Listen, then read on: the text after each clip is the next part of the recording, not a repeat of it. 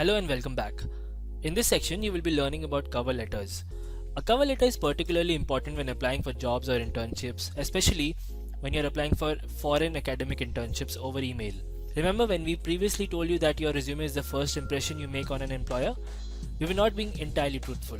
In reality, your cover letter, which you write as an email, is what makes the first impression because this is what a prospective employer reads first. The employer spends 80% of time in reading a cover letter before even opening a resume.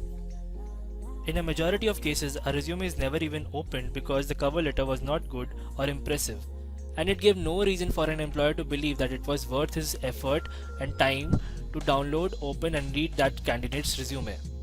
A cover letter may not always be needed. For example, during campus placements, most of the companies ask only for a resume. But whenever it is required, it can make a deal or break the deal.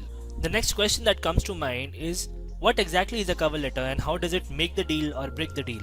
Simply put, a cover letter is a short write-up accompanying in the form of a mail your resume. When done right, it contains a brief introduction about you and your interest in the job or internship that you're applying for, your motivation behind applying, and why the employer should consider you for the role. The purpose of a cover letter is to get an employer to open your resume and read it in detail. That is all. Once you understand this, writing a cover letter becomes simpler. Now, what gets an employer to open your resume and go through it? Only one thing.